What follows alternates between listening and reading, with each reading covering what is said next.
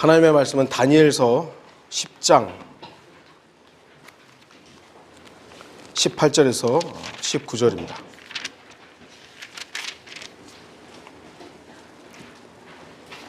다니엘서 10장 18절 19절입니다.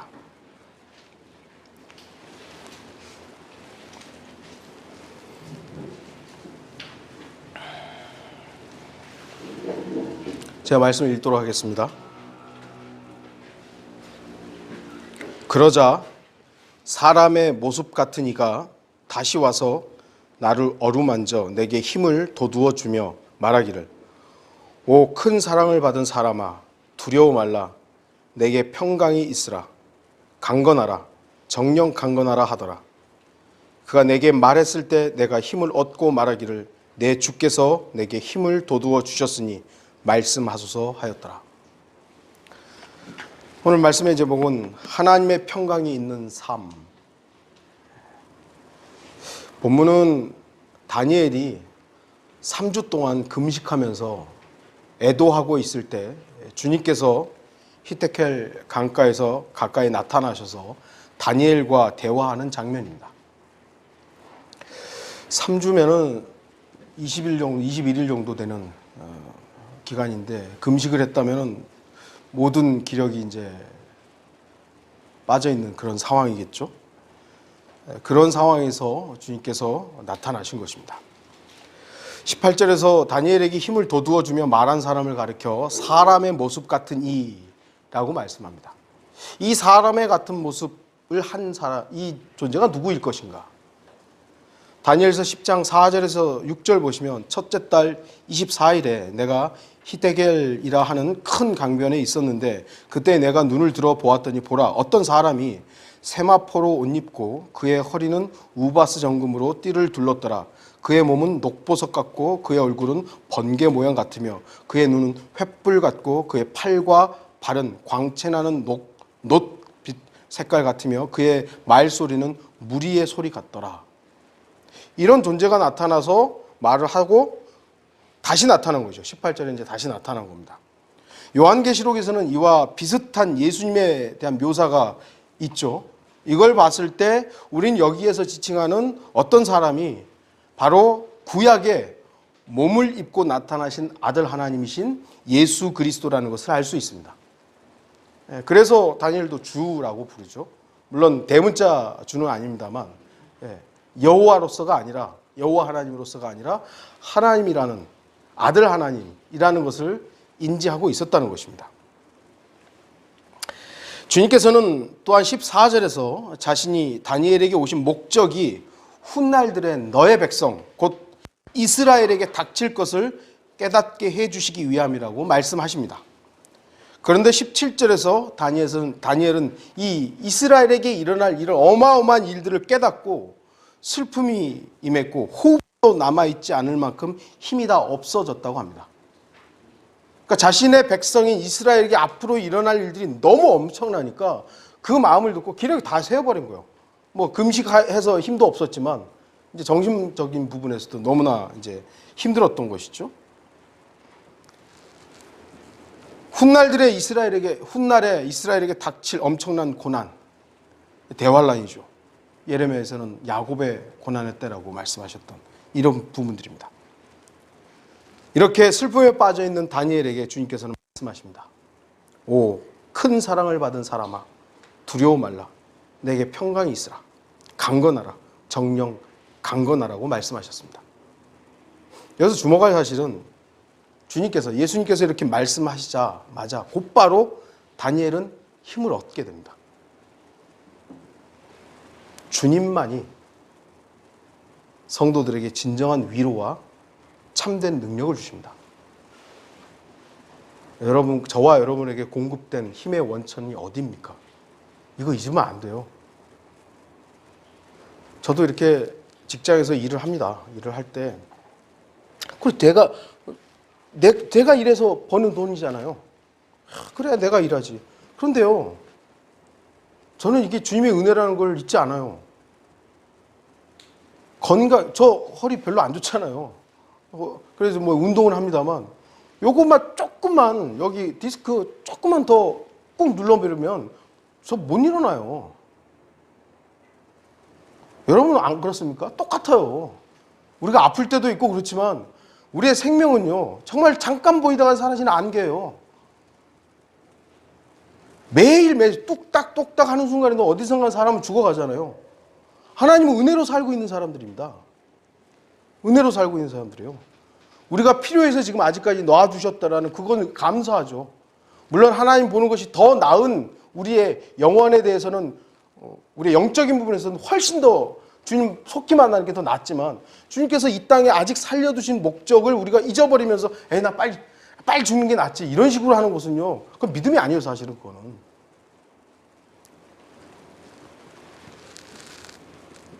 주님으로부터 공급되는 날마다의 힘을 우리가 인지하지 못하고 이건 내가 사는 것이지 한다면 정말 그 사람은 어리석은 사람입니다.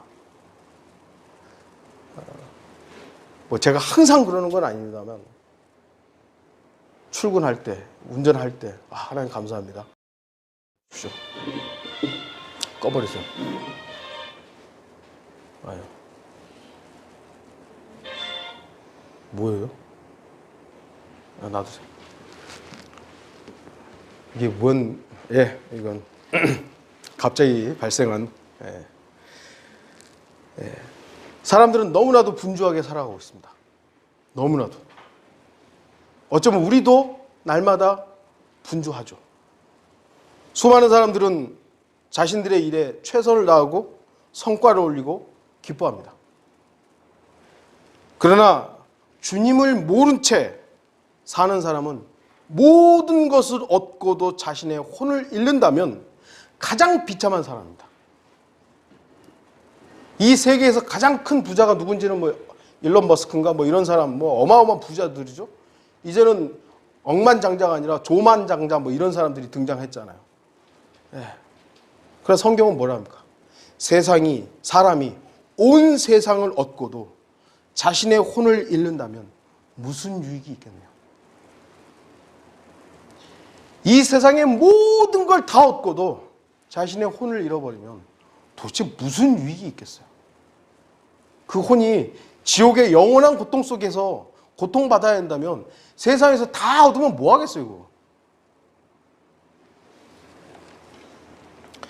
내셔널 포스트라는 잡지가 있는데 거기 기사에 캐나다 오타와 심장연구소장 법 러버츠라는 박사가 최근 전문가들을 대상으로 실시한 강연에서 인간의 수명이 2050년이면 150살까지 늘어날 것이라고 주장을 했습니다. 이제 과학이 발달되고 의학이 발달되고 게놈 프로젝트가 어쩌고 해서 인간의 이제 수명이 이제 150살까지 될 거다. 어떤 사람이 200살도 얘기하던데. 어쨌든 여기서는 그래요. 사람들은 더 오래 살고 싶어 하죠. 150살. 요즘에 사람들이 이제 대부분 100세 시대, 100세 시대. 다 100세 시대래요. 자기가 100살 살 것처럼. 이제는 보험도 100세 시대를 맞춰서 지금 나오잖아요. 보험도. 인간의 이제 수명이 많이 늘어났어요. 그건 사실이죠. 그러나 이미 하나님께서는요, 70이고 강건하면 80이라고 놔두셔서 그게 대체적인 거예요. 조금 더 오래 살 사람도 있긴 하지만 대체적으로 그 수명들이 이제 대부분 그렇게 지금 맞춰지고 있더라고요. 기대 수명도 있고.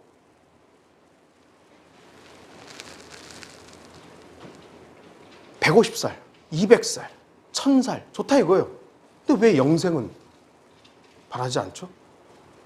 사람들은 150살, 과학자들도 150살 살 수 있다, 200살도 살 수 있다 막 그러는데 성경이 말하는 영생, 영원히 살 수 있다는 것은 그건 안 돼.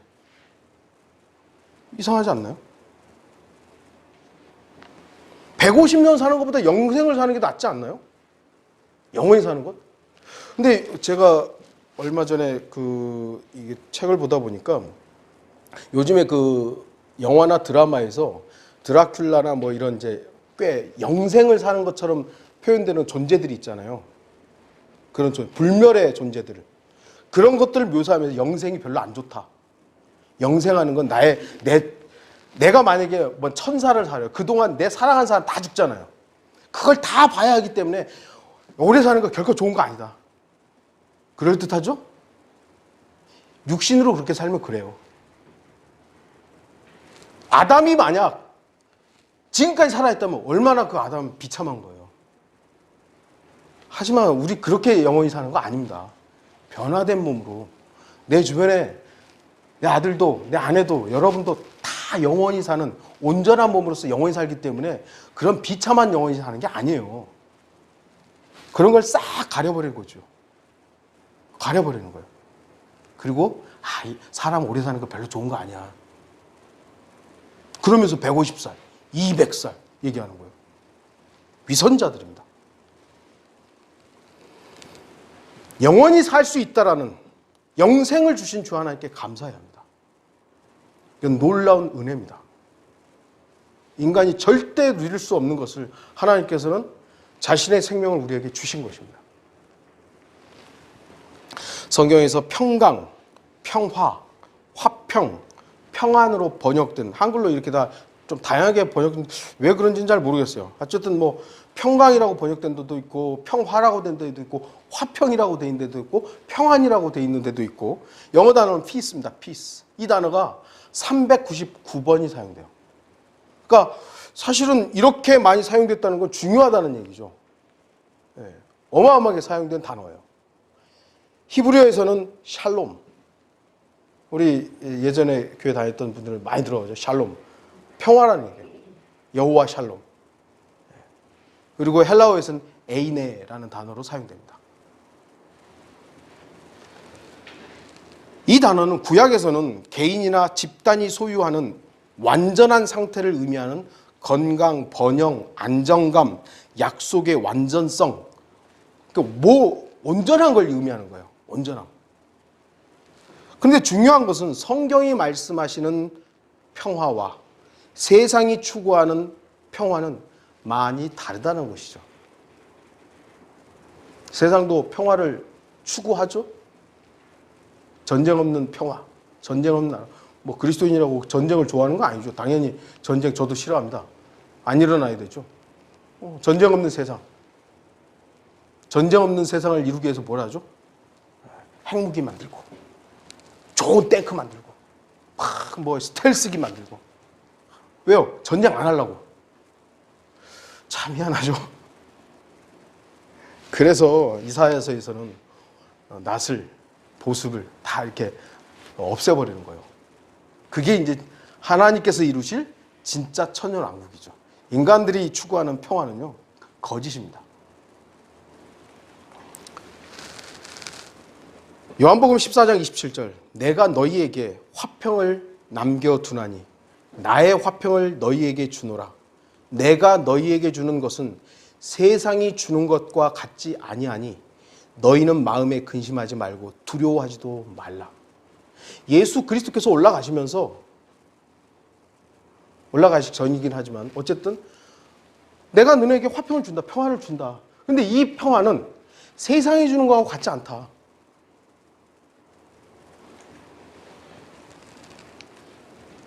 주님께서 주시는 평화, 여러분들 경험해 보셨습니까? 주님이 주시는 화평, 평안 경험해 보셨습니까?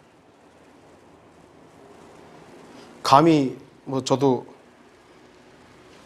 진짜 저의 경험이라는 게 정말 저보다 더 어려움을 겪었던 분들에 비하면 아무것도 아니겠지만, 어쨌든 간에 제가 겪었던 경험 중에 가장 인간적으로 비참했던 것들은 미국에서의 일들이죠.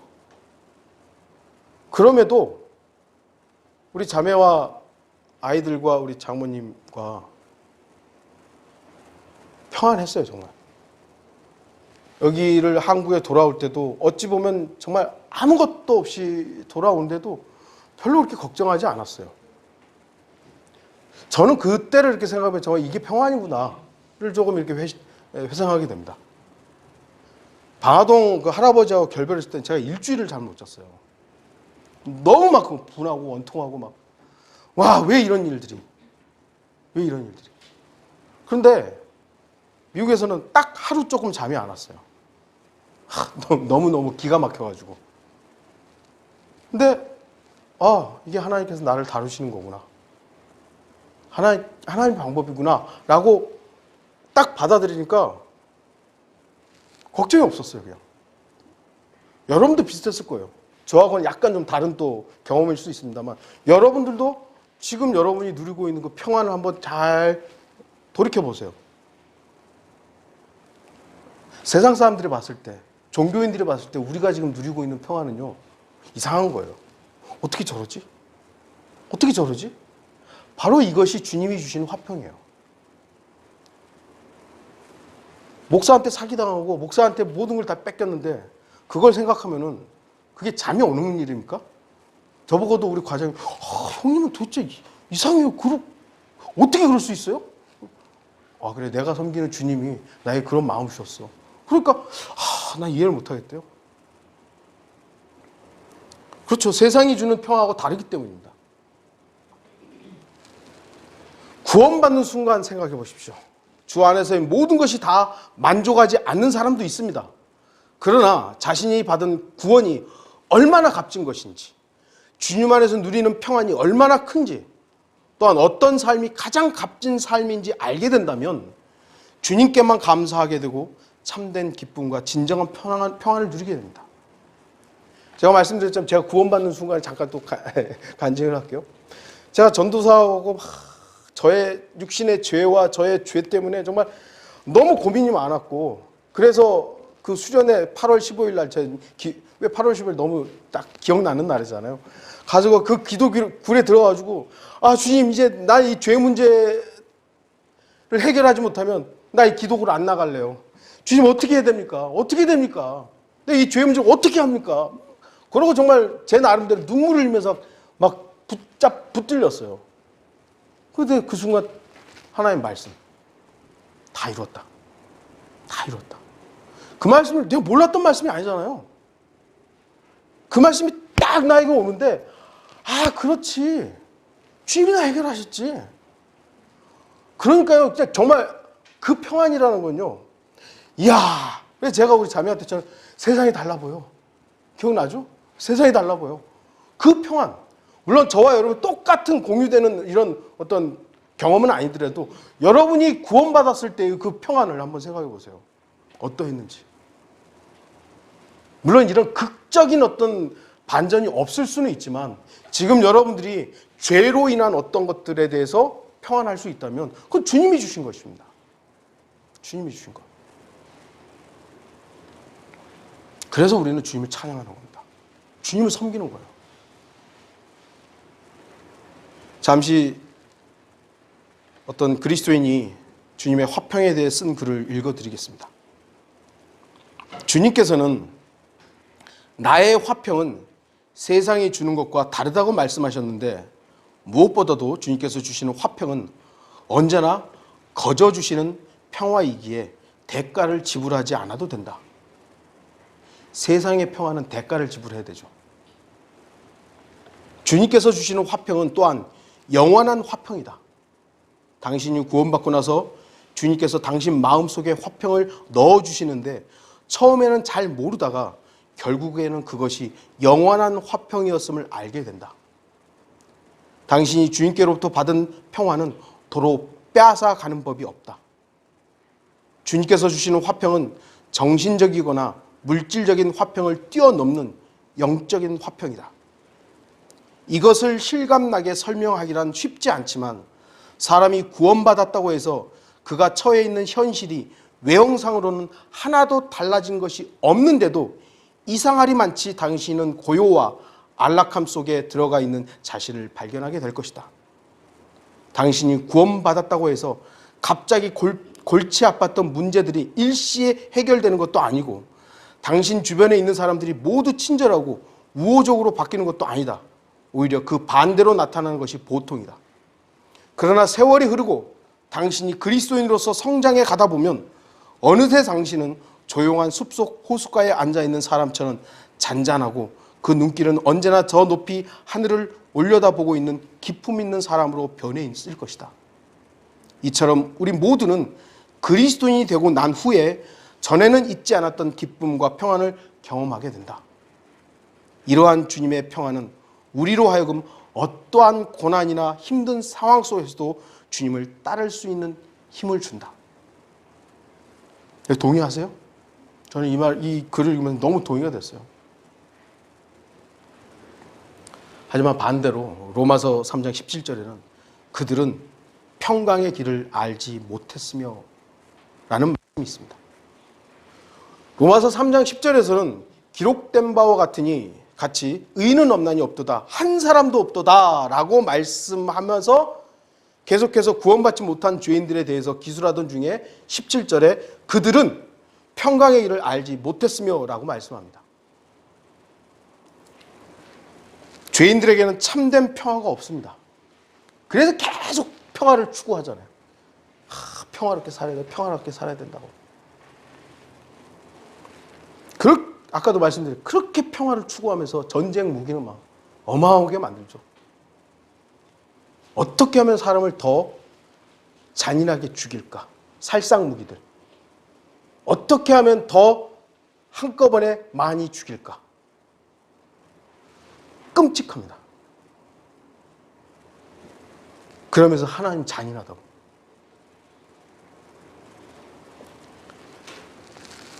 진정으로 평화를 원한다면 성경이 제시하는 평화의 길, 평강의 길에 들어서면 되죠.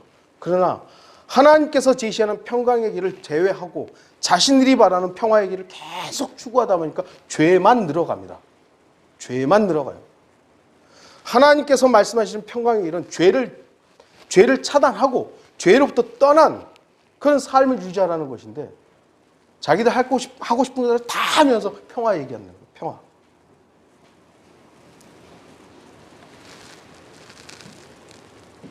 왜 그렇습니까? 왜 인간들은 하나님이 제시하는 평화의 길, 평강의 길을 거절하고 자신들이 제시하는, 자기들이 추구하는 평화의 길을 갑니까? 그건 좁은 길이기 때문입니다. 넓은 길을 가고 싶어 하기 때문입니다. 남들 다 가는 길. 스위스가 영세 중립국이라고 딱 선언을 했잖아요. 그래서 이제 우리는 어느 나라가 전쟁해도 우리는 중립이야. 그래서 다 뺏겼거든요. 네. 그래서 요즘에는 스위스도 최소한의 자기 국가를 지킬 수 있는 병력을 이제 갖고 있는 거예요. 전쟁이 나면 우리나라를 지킬 수 있는 뭔가는 그래도 있어야 된다. 네. 인간들이 추구하는 평화는 그래요. 나는 평화를 추구한다. 있을 수가 없는 일이에요. 반면에 그리스도인들이 가는 길은 좁은 길이고 고난의 길이며 십자가의 길이 분명합니다. 우리 각자의 경우를 보더라도 예수 그리스도를 믿지 않았다면 당하지 않을 수도 있는 고난과 박해와 비방도 많이 있었을 것입니다. 저는 사실 어렸을 때부터 그냥 목사의 가정에서 태어났고 그냥 기독교인으로 살아갔기 때문에 그런 일을 우리 주소 형제나 우리 슬기 형제 아예 그냥 태어나서부터 교회에 속하고 이렇게 지역교회에 속하는 이런 경우는 이렇게 예수 그리스도를 믿지 않았던 상황에 대해서 이렇게 추론하기가 어렵죠. 그러니까 우리 어른들 같은 경우는, 여러분들 같은 경우는 있을 거 아니에요. 내가 예수 그리스도를 믿지 않았을 때와 믿었을 때의 다름들이 있잖아요. 예수님을 믿지 않았으면 받지 않아도 되는 비아냥, 비웃음 이런 거 있는 거예요.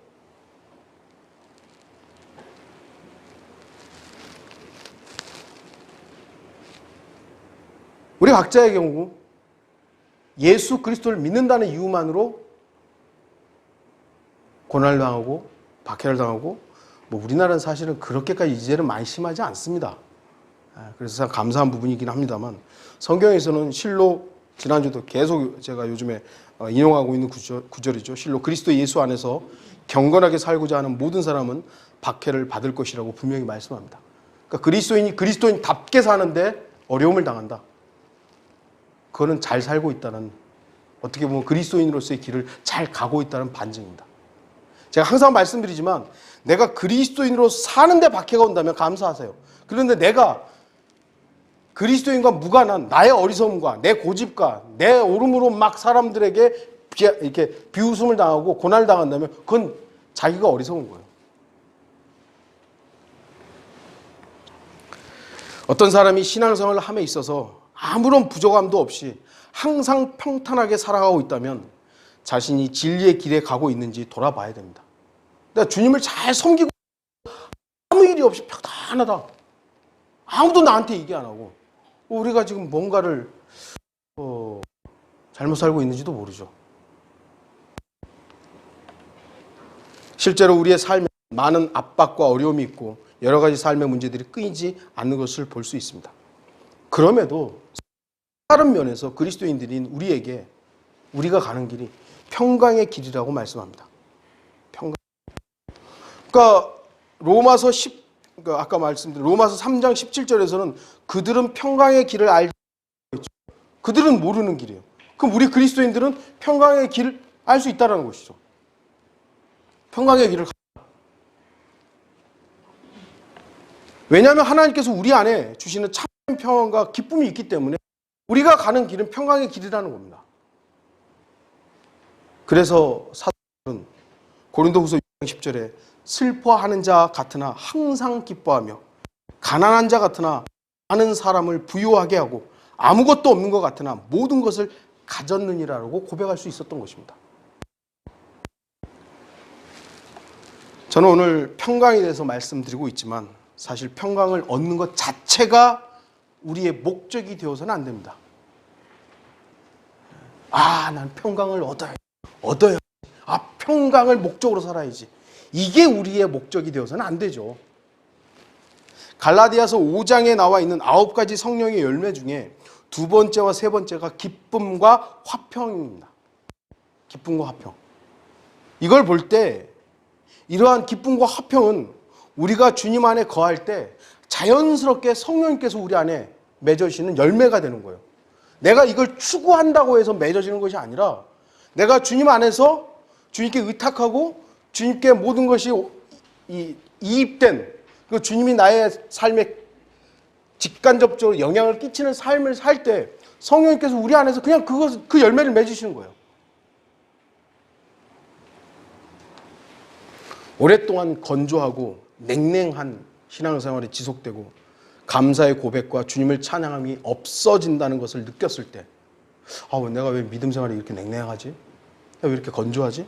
내가 왜 감사가 없지? 내가 이렇게 기쁨이 없지? 내 평안이 없지? 느꼈을 때 우리 자신을 돌아봐야 됩니다. 나는 왜 이런가? 빌립보서 4장 6절 7절 보시면 아무것도 염려하지 말고 다만 모든 일에 기도와 간구로 너희의 구하는 것들을 감사함으로 하나님께 알려지게 하라. 그리하면 모든 지각을 초월하시는 하나님의 평강이 그리스도 예수 안에서 너희의 마음과 생각을 지키시리라.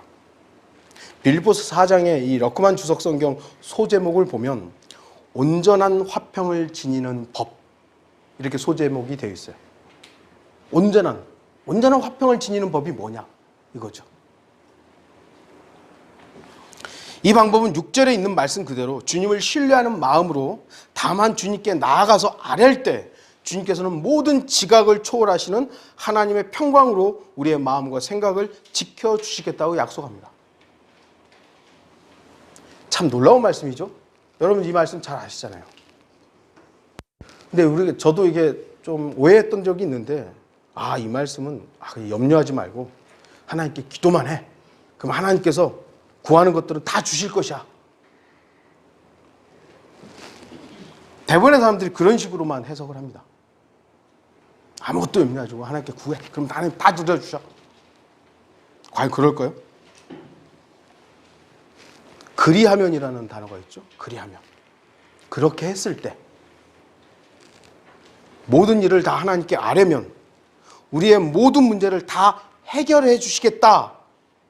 그렇게 말씀하신 것이 아니라 모든 지각을 초월하시는 하나님의 평강이 우리의 마음과 생각을 지켜주신다는 거예요. 이건 굉장히 좀 다른 의미입니다.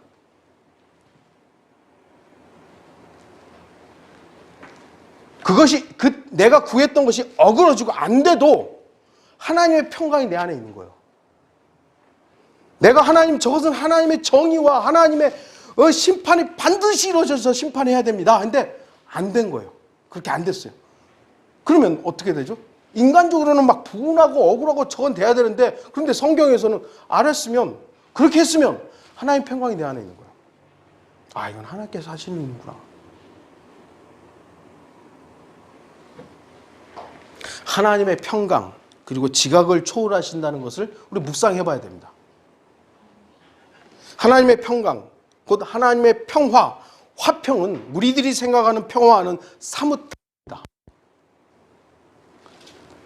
좀 전에도 말씀드렸지만 인간들이 생각하는, 내가 생각하는 평화와 하나님이 말씀하시는 평화가 다릅니다. 제가 몇 주 전에도 말씀드렸지만 사람들이 생각하는 평화는 아무 일이 없이 잔잔한 호숫가 이런 것들을 연상하지만 하나님이 말씀하시는 평화는 그렇지 않습니다.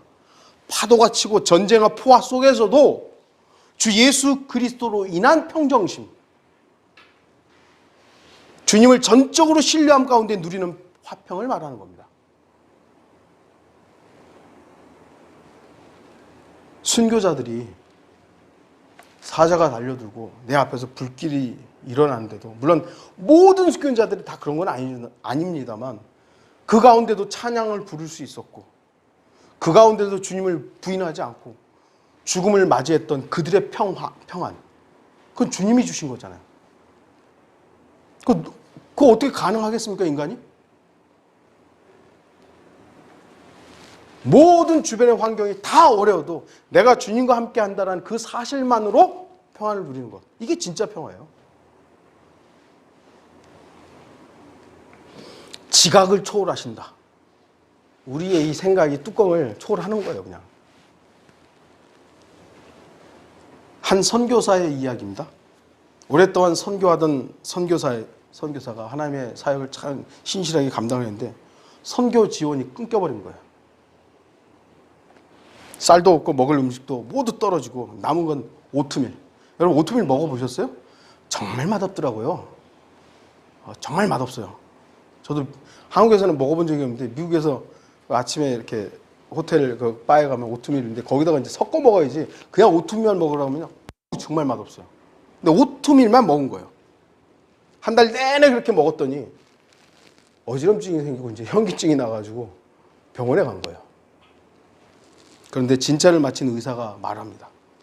당신은 지금 심각한 위험 환자입니다. 조금만 더 진행됐으면 잘못하면 위암이 될 수도 있었습니다. 그런데 다행히 자극적인 음식을 먹지 않아서 악화되지 않았고 지금 회복 중에 있습니다. 참 다행입니다. 우리의 지각을 초월하시는 분이시죠. 만일 선교사에게 먹을 것이 계속 공급되고 선교비가 왔다면 그냥 다른 음식 먹었을 거 아니에요. 지원금을 잠시 중단하게 하신 하나님의 섭리, 간섭은 우리의 지각을 초월하시는 분만이 하실 수 있는 방법입니다. 이러한 일들이 우리 역시 경험했습니다. 성도 여러분도 우리 이 교회는 동일한 것을 경험했잖아요. 인간적으로 뭐 경험하지 않아도 될 것 같았었지만 경험함으로 인해서 우리가 누리는 이 평화라는 것은 이건 돈 주고 살 수 없는 거잖아요. 이 경험을 또 하라 하면 또 하고 싶으세요? 난 절대로 하기 싫어요. 그러나 이 경험을 통해서 우리가 얻은 참된 기쁨과 평화는 그 누구도 누리지 못했던 것들, 경험하지 못했던 것들이에요. 인간적으로 생각하면 왜 이런 일이 우리한테, 저한테도 왜 이런 일이 나한테, 여러분도 마찬가지예요. 왜 이런 일이 우리한테. 그러나 하나님의 섭리와 간섭이 우리를 지금 이 자리에 있게 하는 겁니다. 놀라운 은혜예요. 놀라운 은혜. 각자가 조금씩은 다른 경험이긴 하지만 그래도 공통적으로 하나님께서 우리를 다루시는 그 부분들은요, 지각을 초월하신다는 것이 무엇인지를 우리가 안 거예요. 야, 우리 생각은 너무 다르구나.